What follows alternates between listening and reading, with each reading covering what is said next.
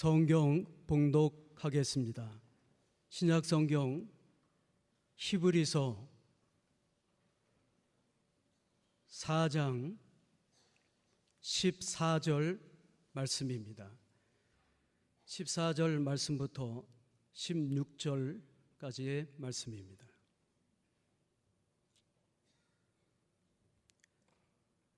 그러므로 우리에게 큰 대제사장이 계시니 승천하신 이 곧 하나님의 아들 예수시라. 우리가 믿는 도리를 굳게 잡을지어다.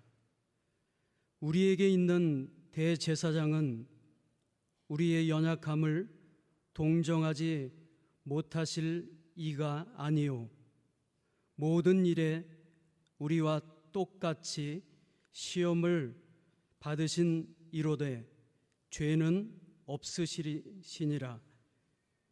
그러므로 우리는 긍휼하심을 받고 때를 따라 돕는 은혜를 얻기 위하여 은혜의 보좌 앞에 담대히 나아갈 것이니라.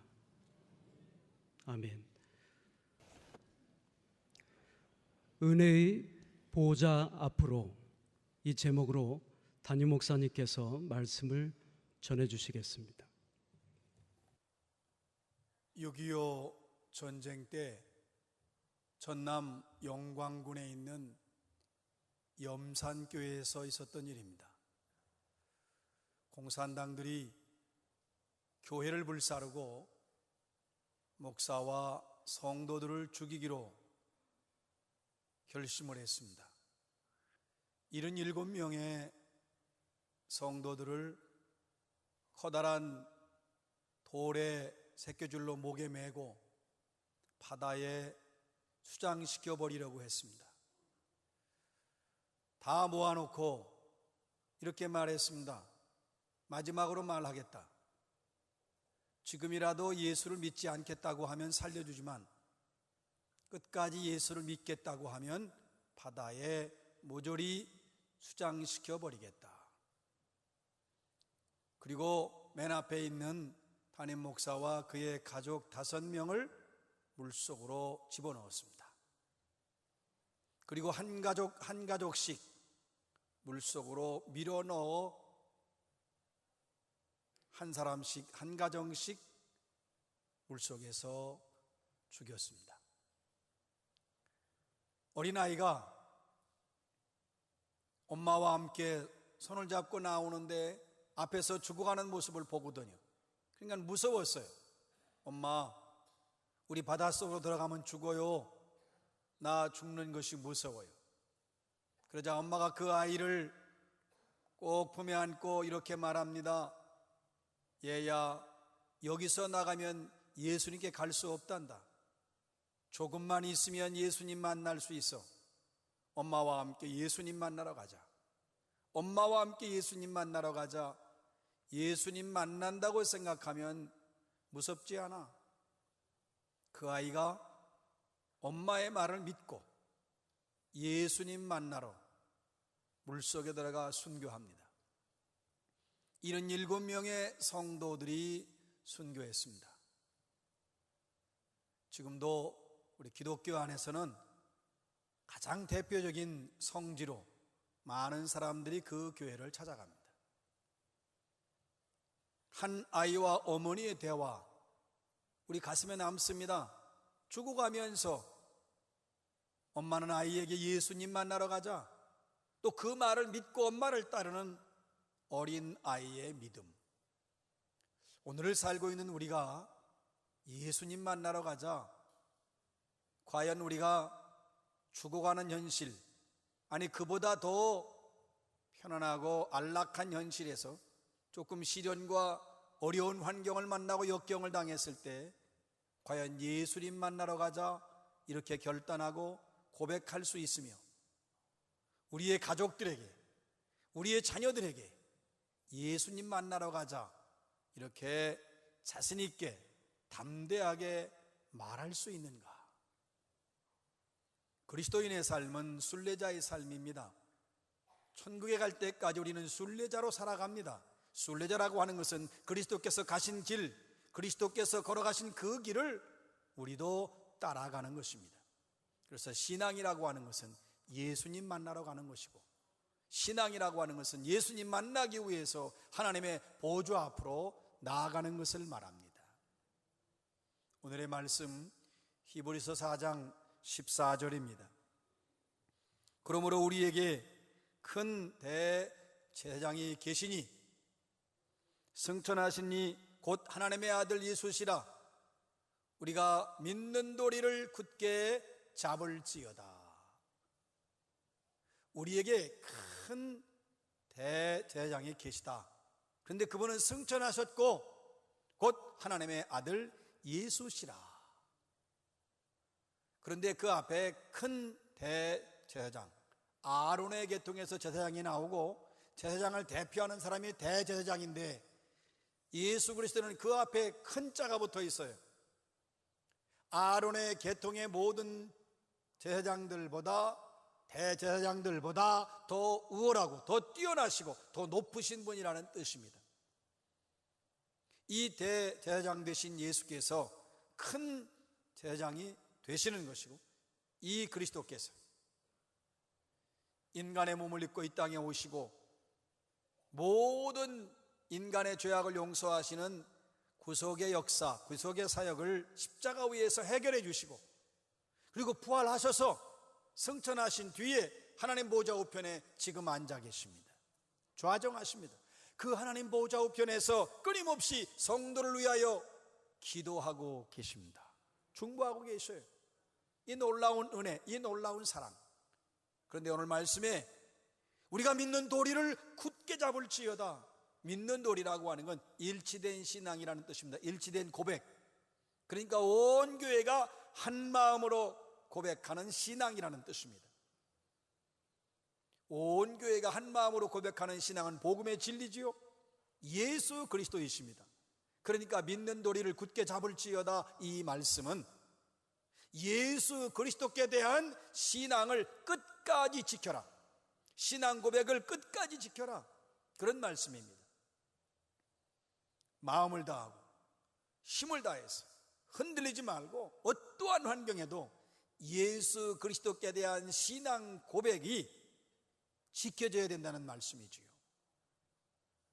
여러분, 우리의 삶에서 예수 그리스도께 대한 신앙 고백, 예수가 나의 전부가 되시고 예수가 나의 주님이시고 예수가 나의 구세주이신 이 고백을 하는 사람들은 내 생각을 그리스도께 복종시켜야 됩니다. 내 입술을 그리스도께 복종시켜야 됩니다. 내 삶을 그리스도께 완전히 복종시켜야 됩니다. 그래서 예수께 완전히 사로잡혀서 살아야 합니다. 그리고 그렇게 될 때 전적으로 그리스도께 집중하고 그리스도께 모든 것을 맡기면서 오직 예수 그리스도만 바라보고 살아갈 수 있습니다. 그래야 믿음이 지켜지는 것입니다. 중국 선교를 위해서 자신의 몸을 불살랐던 허드슨 테일러는 중국 선교의 대표적인 선교사입니다. 1869년에 그는 밀려오는 좌절감과 낙심으로 인해서 그만 쓰러지고 말았습니다. 나는 선교사라 와서 내가 모든 걸 바쳐 선교한다고 하지만 내가 과연 하나님을 기쁘시게 하는 삶을 살고 있는 것이냐, 자책감이 생겼습니다. 그러면서 쓰러졌어요. 더 이상 선교할 수 없다. 난 더 이상 이제 선교할 수 없으니 돌아가야 되겠는가? 그럴 때에 그에게 하늘에서 빛 같은 예수의 말씀이 들려옵니다.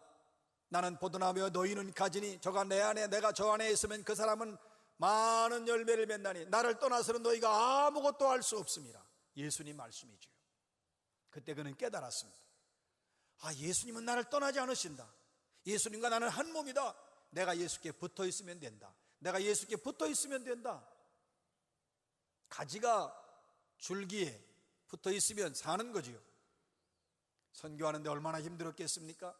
환난도 있고 어려움도 있고 뜻밖의 예기치 못했던 상황도 만나고, 그때마다 그는 다짐합니다. 난 예수께 붙어 있다. 난 예수께 붙어 있다. 난 예수께 붙어 있다. 예수께 붙어 있다고 하는 것은 예수 안에 있는 거죠. 여러분이 매 순간마다 24시간 예수 안에 거하시기를 축원합니다. 예수께 단단히 붙어 있으시기를 축원합니다. 오늘의 말씀 히브리서 4장 15절입니다. 우리에게 있는 대제사장은 우리의 연약함을 동정하지 못하실 이가 아니요 모든 일에 우리와 똑같이 시험을 받으신 이로되 죄는 없으시니라. 여러분, 우리는 참 연약한 존재죠. 우리의 연약함을 동정하지 못하실 이가 아니요. 그럼 우리가 연약하다는 거지요. 우리는 도덕적으로 연약합니다. 그래서 도덕적으로 너무 많이 넘어져요. 육체적으로 약합니다. 건강해 보이고 자신 있어 보이지만 하루아침에 건강 무너지면 우리가 꼼짝없을 때가 많잖아요. 그러니까 우리는 도덕적으로도 연약하고 또한 육체적으로도 연약하고 영적으로도 너무나 죄를 쉽게 지을 수 있는 죄의 유혹에 넘어지는 그런 존재입니다. 연약한 존재. 우리는 수없이 죄를 지었습니다. 수없이 윤리적 도덕적으로 부끄러운 삶을 살았습니다. 육체적으로 수없는 우리는 질병이나 고통에 시달렸습니다. 그만큼 우리는 연약한 존재이기 때문에 그렇습니다. 너무나 연약한 존재죠.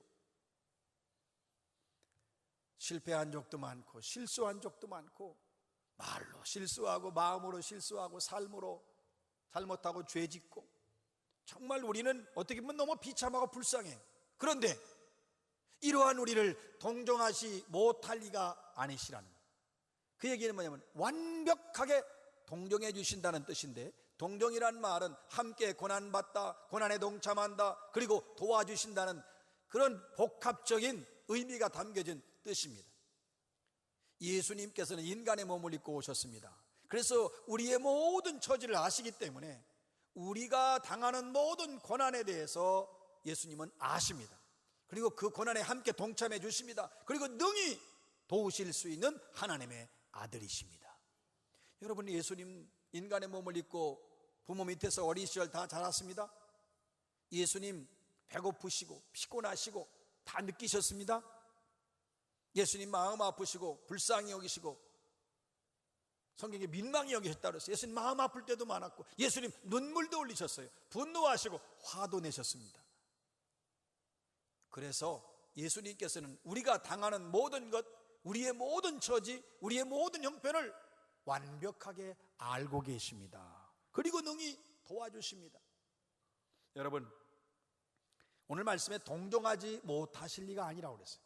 그러니까 우리를 보시고 그냥 지나치시는 분이 아니십니다. 우리 모두는요, 아픔도 있고 상처도 있고 질병, 절망, 고통, 좌절, 사실 모든 집이 다 행복해 보이지만 그 집안에는 큰 아픔이 있어요. 개인으로도 마찬가지고요.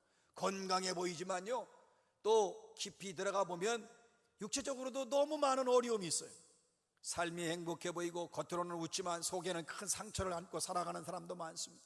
이 모든 것들, 우리가 가지고 있는 외로움, 고통, 슬픔, 절망, 좌절, 아픔, 이 모든 것 다 알고 계시면서 우리를 도와주십니다. 기꺼이 찾아와서 도와주십니다. 사실 우리 한 사람 한 사람 보면 상한 갈대와 같아요. 여러분, 갈대도 연약한데 이 갈대가 상했다는 게 부러져 버린 거예요. 상한 갈대와 같은 나, 누가 나에게 관심 있어요? 주님께서 나에게 다가오십니다. 그리고 내게 손을 내미셔요. 꺼져가는 등불, 이제 이게 언제 미래가 어떻게 될지, 언제까지 불이 비칠지 몰라요. 그런 존재와 같은, 꺼져가는 등불 같은 나를 사람들은 가까이 하지 않습니다. 왜? 손해볼까봐, 뭐 달라고 할까봐, 부담될까봐. 그럼에도 불구하고 주님은 나를 손 내밀어 품에 안아주십니다. 지치고 피곤하고 쓰러지고 실패하고 아무것도 없고 그런 나, 사람들은요 구경만 하잖아요. 구경만 해도 다행이지요. 얼마나 비난하고 욕하고 정죄합니까? 그런 나를 주님은 손을 내밀어 일으켜 세워 다시 살게 하십니다. 다시 일어나게 하십니다. 이것이 하나님의 긍휼, 이것이 하나님의 사랑이에요. 이것이 하나님의 은혜입니다. 그래서 우리가 사는 거예요. 내가 오늘을 사는 이유, 내가 오늘을 살 수 있는 것은 이와 같은 하나님의 은혜요 이 하나님의 사랑입니다. 나는 그래서 이와 같은 주의 사랑을 믿고 내일도 살아갈 수 있는 것입니다. 오늘도 살고 내일도 살 수 있어요. 내일도 변함없는 하나님의 은혜가 나에게 임할 것이기 때문입니다. 그래서 우리는 이것을 주의 은혜로 알고 사랑과 긍휼과 자비가 풍성하신 은혜의 보좌 앞으로 나아가야 하는 것입니다. 모든 일에 우리와 똑같이 시험을 받으신 이로되 죄는 없으시니라. 모든 일에 우리와 똑같이 인간이셨기 때문에 우리가 당하는 모든 시험을 예수님도 똑같이 당하셨어요. 물론 예수님은 이기셨습니다. 그러니까 우리가 당하는 시험을 주님은 다 이해하시고, 그리고 가슴 아파하시면서 우리가 당하는 시험을 반드시 이길 수 있도록 도와주신다는 말씀입니다. 물론 여기서의 시험은, 하나님이 주시는 시험은 테스트고 마귀가 주는 건 유혹입니다. 여기서 말씀하는 건 하나님이 주시는 게 아니라 마귀의 시험을 말합니다. 여러분, 우리가 시험 중에 가장 어려운 게 사실 마귀의 시험인데, 예수님도 인간의 몸을 입으셨기 때문에 사탄의 시험을 받으셨습니다. 그러나 절대로 단 한 번도 굴복하신 적이 없습니다. 그러니까 예수님도 인간의 몸을 입고 사탄의 시험을 받으셨던 것처럼 그 사탄의 시험 받고 있는, 수없이 받고 있는 우리의 형편을 아셔요. 그리고 예수님은 사탄의 시험을 이기시고 승리하신 것처럼 우리가 당하는 모든 사탄의 유혹과 시험도 이기실 수 있도록 역사해 주십니다. 우리가 살면서 사실 얼마나 힘들어요. 경제적으로 좀 나아지고 사회적으로 제도와 조직은 좋아졌고, 눈으로 볼 때는 나 형편이 좋은 것 같지만 한 사람 한 사람, 한 개인이 심령과 영혼 속에 들어가면요, 너무 힘들고 어렵고 환난과 시련과 역경과 아픔이 너무 많아요. 그러나 우리는 두려워하지 않습니다. 그리스도께서 모든 시험을 이기셨습니다. 내가 분명히 세상을 이기었노라 말씀하시면서 너희가 세상에서 환난을 당하나 담대하라, 내가 세상을 이기었노라. 세상의 시련도 이기신 주님, 모든 환난도 이기신 주님, 사탄의 시험도 이기신 주님 때문에 우리도 승리할 수 있습니다. 오늘의 말씀 히브리서 4장 16절입니다. 그러므로 우리는 긍휼하심을 받고 때를 따라 돕는 은혜를 얻기 위하여 은혜의 보좌 앞으로 담대히 나아갈 것이니라. 여러분, 긍휼하심을 받아야지요. 지금 우리는 내가 얼마나 방황하고 또한 상처받고 불쌍한 처지인 걸 알아야 돼요. 긍휼하심을 받고, 주님의 긍휼하심. 간음하다가 붙잡힌 여인처럼 죽어야 돼요. 그 앞에 기다린 거 죽음밖에 없어요. 희망이 없다고요. 그런데 주님이 용서하시니까 살아나잖아요. 주님의 긍휼하심. 죄 많은 여인, 제자들조차도 아니 어떻게 우리 예수님이 저 여인의 다가옴을 금하지 않으시는가? 예수님 맞아주셨어요.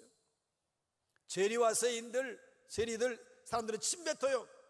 누구도 상종하지 않아요. 가까이 하면 같은 동료라고 해서 그냥 싸잡아서 같이 매도해버릴 겁니다. 그래도 예수님은 죄인 가까이 하시고 음식도 나누시고 용서해 주시고 영접해 주십니다. 문둥병자들, 지금으로 말하면 전염병, 요즘 얼마나 사람들이 마스크도 쓰고 또 소독도 하고 얼마나 그래요. 그 당시에 문둥병에 걸리면 사람들이 막 저주합니다. 동네 들어오지도 못하게 합니다. 그리고 천벌을 받은 사람들이라고 얼마나 많은 사람이 저주했어요. 그런데 예수님은 손을 내미셔요. 예수님은 그들을 치유해 주십니다. 이것이 긍휼하심이에요. 이 놀라운 긍휼하심, 결국 이 모든 인류를 향하신 긍휼하심은 나를 향한 주님의 긍휼하심이란 말씀이지요. 주님이 나를 불쌍히 여기시니까 여기 있어요. 주님이 나를 불쌍히 여기시니까 주님 앞에 나아갈 수 있어요. 주님은 나를 지금도 불쌍히 여기십니다. 그래서 하나님 앞에 나아가는 거예요. 하나님을 가까이 하라, 그리하면 너희를 가까이 하시리라. 오늘 말씀하십니다. 때를 따라 돕는 은혜를 얻기 위하여, 때를 따라 하나님이 정하신 때, 내가 기대하고 내가 소망하는 때가 아니라 하나님이 정하신 때, 가장 정확한 때, 가장 좋은 때, 이르지도 않고 늦지도 않으면서 가장 나에게 좋고 선하고 아름다운 것으로 응답하시는 아버지의 때, 그때에 하나님은 우리 각자 모든 사람에게 은혜를 베푸십니다. 그 은혜를 기대하고 그 은혜를 믿고 은혜의 보좌 앞으로 담대히 나아갈 것이니라. 여러분, 하나님은 나의 과거를 다 알고 계시고 나의 오늘도 낱낱이 알고 계시고 그리고 앞으로 나에게 펼쳐질 미래를 알고 계시는데, 하나님이 나를 사랑하시는데 어찌 불행하게 슬프게 비극적으로 내 인생을 이끄시겠어요? 그렇지 않습니다. 하나님은 이미 나에게 선하고 아름답고 복된 미래를 예비해 놓으셨고 내 미래를 완벽하게 알고 계신 하나님께서 나를 향한 사랑을 가지고 기다리고 계시니 우린 은혜의 보좌 앞으로 나아가야 합니다. 은혜의 보좌, 하나님의 보좌입니다. 하나님의 통치하심과 다스리심과 지배와 사랑과 긍휼이 풍성하신 하나님의 품, 하나님의 그 사랑 안에 나아가야 합니다. 그것이 바로 은혜의 보좌고, 하나님의 은혜의 보좌 오른편에는 승천하신 예수 그리스도께서 모든 성도를 위하여 기도하고 계십니다. 그래서 우리는 담대히 나아갈 수 있어요. 언제나 나아갈 수 있습니다. 사랑하는 여러분, 사람들은 하늘이 높다고 그러지요. 정말 하늘은 높아요. 하늘은 높지만 하나님은 가까이 계십니다. 나가기만 하면 되는 거지요. 사람들이 잘 사는 것처럼 보이고 문제없는 것처럼 보이지만 사실 목말라 합니다. 가치에 대한 목마름, 자기 존재에 대한 목마름, 그리고 또 자기가 육신적으로 영적으로 채우지 못한 목마름으로 많은 사람이 목말라하고 있습니다. 목마른 사람들이 살 수 있는 유일한 길은 은혜의 보좌 앞으로 나아가는 것입니다. 하나님께로 나오는 길밖에는 없습니다. 여호와께로 돌아오는 자만이 살 길이 열립니다. 내가 살 길, 우리 가정이 살 길, 우리 교회가 살 길은 은혜의 보좌 앞으로 나오는 길밖에는 없습니다. 지금 우리 민족이 그렇잖아요. 여러분, 가뭄 때문에 목말라 합니다. 경제적으로 목말라 합니다. 사회적 정의와 공의가 실현되기를 우리 백성들은 지금 목말라 합니다. 그리고 또한 모든 전염병이 소멸되기를 목말라 하고 있습니다. 이 민족이 살 길도 하나님 앞으로 나오는 길밖에는 없습니다. 하나님의 보좌의 은혜의 보좌 앞으로 담대하게 나아가시기를 주의 이름으로 축원합니다.